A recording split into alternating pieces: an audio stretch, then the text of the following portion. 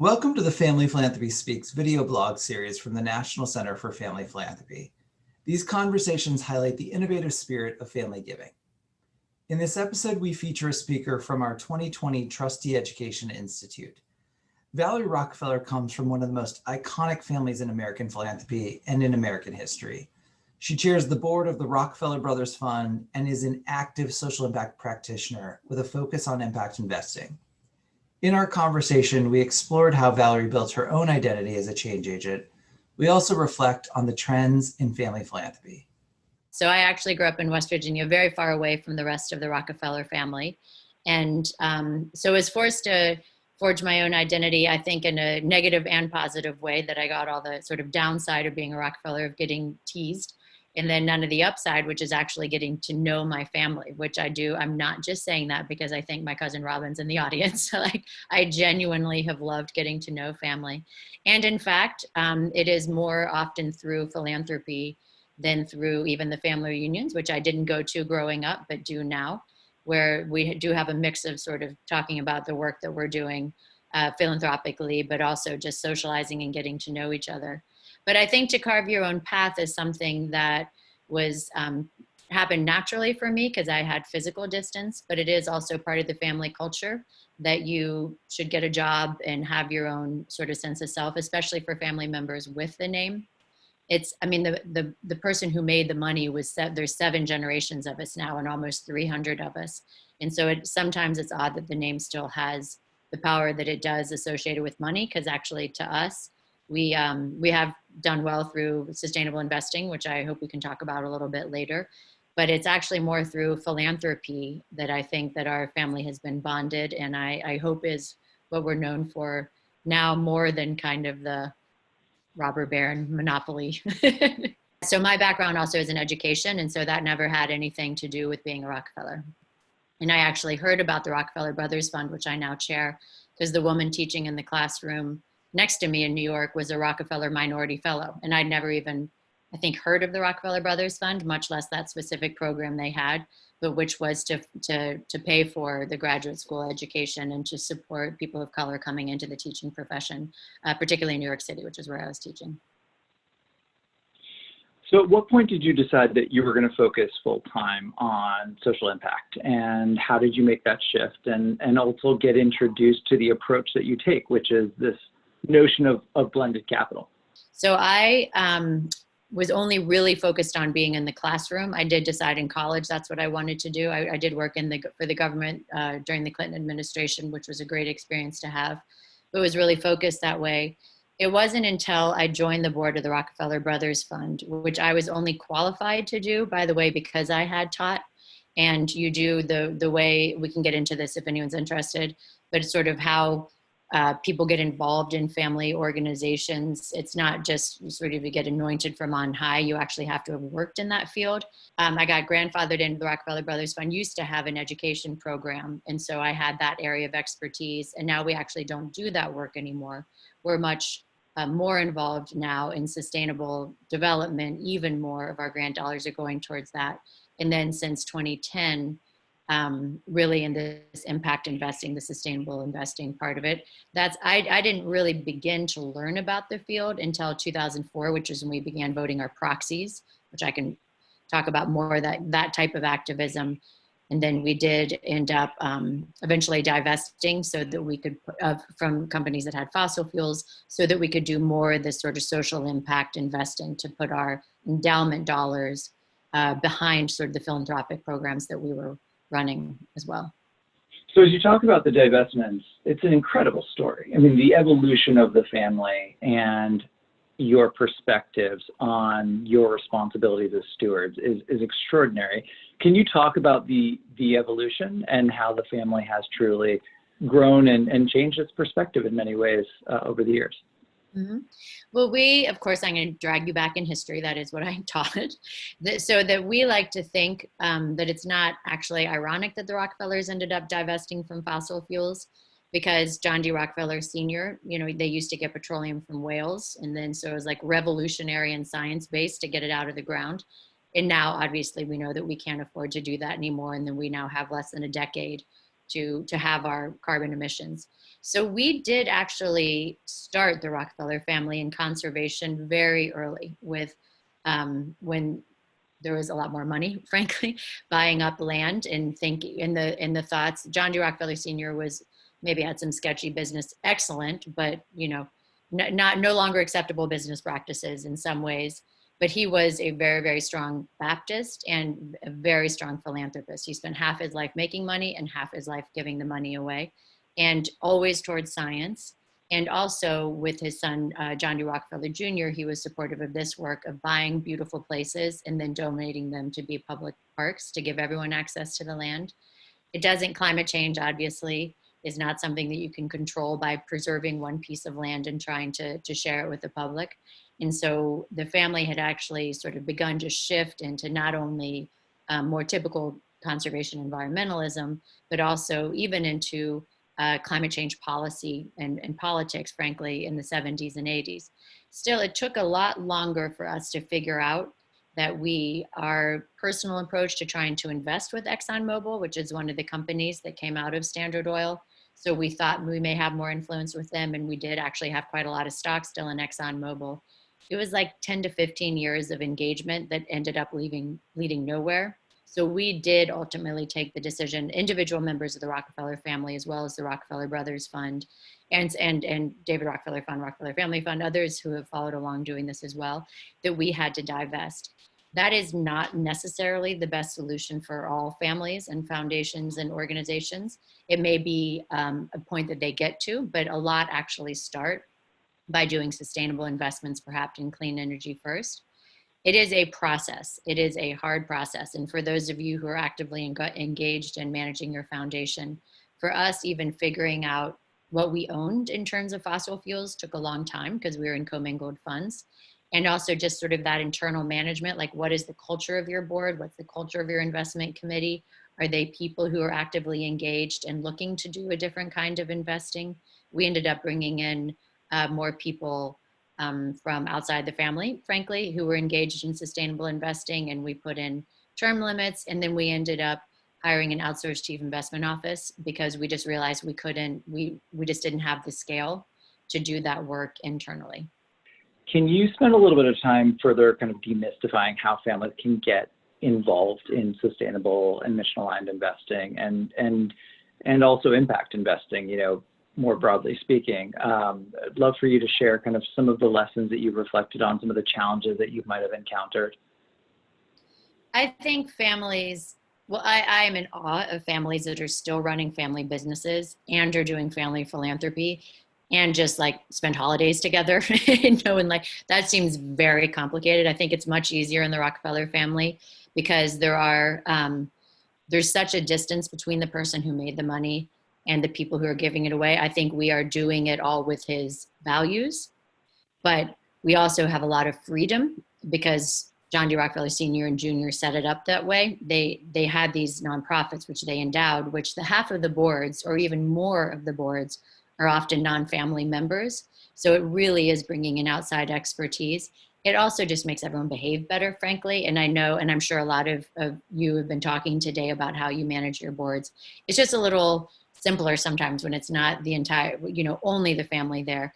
The advantage, however, if you do have a family, a pure family board, or if you are running a family business, it may be easier to decide what you want to focus on because you obviously have to start, like everything starts within, and especially with all the focus on diversity, equity, and inclusion and racial justice and just how we have been ripped open this past year in particular with inequity, you do have to start within yourself and figure out what your values are. And those, I think in some families are easier conversations.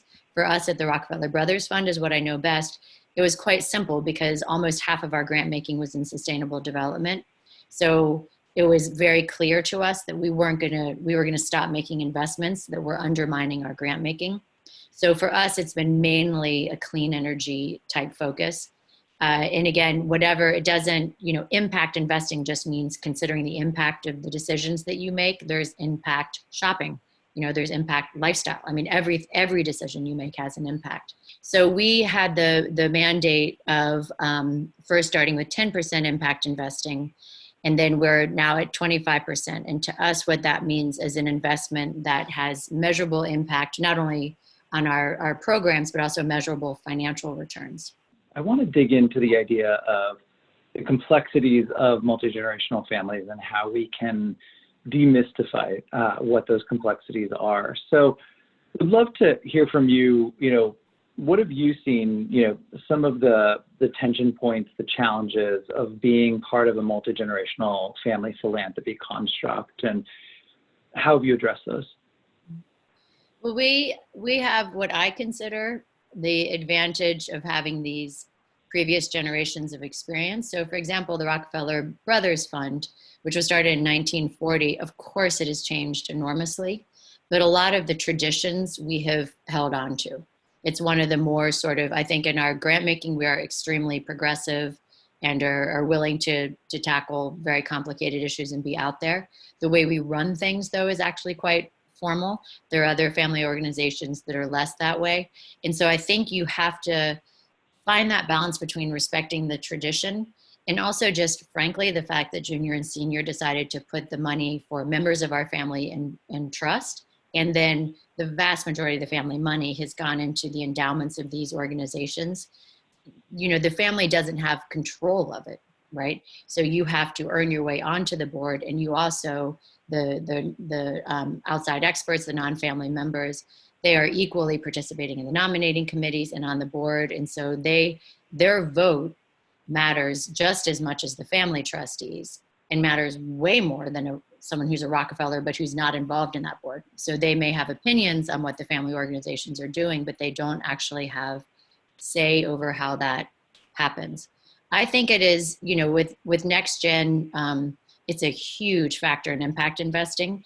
And I think it's one of the great ways, like for my parents' generation in the 60s, they definitely forced change.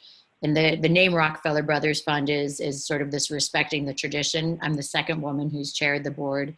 And there was huge generational conflict that in fact led to the endowment being cut in half, basically, with some going towards traditional investing and then the rest going into the, that crazy 60s generation of my parents that took things in a new direction. So I think keeping the structures similar, but then having the grant making evolve over time. Also, just one other funny David Rockefeller story that I love is that when we're doing our family reunions, we meet by generation, partially on Fridays, because you are sometimes more comfortable with your peers. And then the rest of the meetings are all, the whole family is there together. But on the Fridays when we meet by generation, when he was the only one from his generation alive for a very, very long time. So he said his were boring. So he would sometimes comes, to the fourth generations or to the next generations. But I'm in the fifth generation, and we actually do fifth and sixth generation meetings together. And it'll be interesting when the numbers come, when the sixth generation decides to rebel and break away from us and do their own thing. That'll be a great time. So you mentioned your role as board chair of RBF. I'd love for you to talk about what it means to serve as a board chair, some of the lessons and reflections that you take away from this role, because there are so many people out in the virtual audience today who are board chairs and are wondering, what else can they be doing in their role that might help the family move forward? So if you can share some thoughts on that, that would be great. And I will say, for people who have not yet been given the opportunity to chair a board and may not picture themselves in that role, I will say that when I was asked to become chair of the board, I resisted and had to be convinced, because I was like, I'm a classroom teacher, right? Like I don't, and my predecessor, who was tragically killed in a plane crash, Richard Rockefeller, was a doctor. He was incredibly funny and philosophical, and he could just stand up and say amazing things, off the cuff. And I was like, I don't do anything without a script. And also, I don't think I do that well with adults even, most of my professional life. And it's actually, so it took a little confidence boosting, not convincing, because I was excited to play the role. And also just frankly, in how these things are all personal decisions too. I had 3 kids and was debating a 4th, and then thought, I don't know, am I ready to do, something? And I'm glad that I went for the chairmanship rather than the 4th kid at this point. I will say now they're 11, 13, 15, and they're great fun, but I'm you know, there are joys and challenges along the way. So you may not picture yourself in that role, but I will say what, in my experience of being chair, is just something that I do love, is that you realize your job is to say as little as possible and to bring out other people's voices and to just structure conversations. And I thought that's not that different from classrooms, right? It's like keeping on schedule. It's making sure everyone, the work you're doing is can be meaningful for everyone in the room. And so it's more sort of like management in some ways than like standing up and making brilliant speeches, which I could never have done. You know, that just wasn't, and you chair the way that suits your personality, I think too.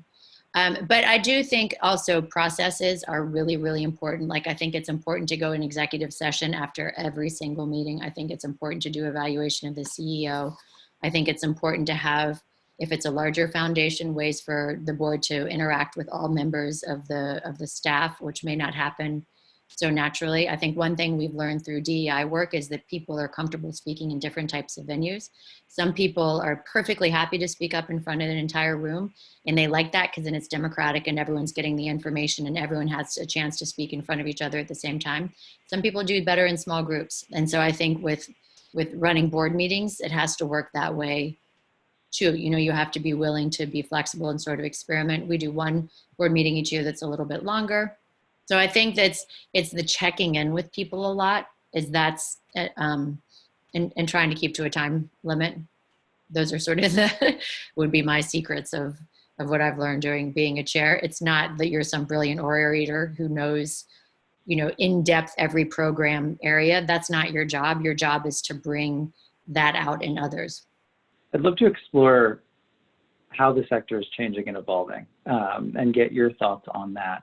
As we look to the future, what are your hopes for what philanthropy will do to meet the moment and series of moments that we've been experiencing throughout 2020? So the changing philanthropy, the landscape now, I mean, I do think this is an advantage of technology. I do think we should be sharing where our money is going. And I think there should be put up as much as possible on your website and be held accountable for if you are, again, funding in a way that is patriarchal. You know, if you are asking for long grant applications and to fit very clearly into your metrics, or if you are giving, and this, you know, there are different types of solutions for every problem and a lot of different types of grant making, but if you really have faith in your grantees, you should be giving unrestricted funds that they can decide how to use, and you should be giving longer term funds. How can we say that we are an enlightened organization committed to racial justice when all the leadership is white? Like, you just need to have those kind of conversations and then figure out how, again, your internal workings can mirror what's happening socially. It'll make you a better grant maker in the long run. You know, as long as you don't need to overturn all of your traditions, but you do need to question them all the time. And then just think about, how does power look in our organization and in our board meetings? And then I think that's the only way we're going to be able to operate effectively in these days where we just have to focus on equity.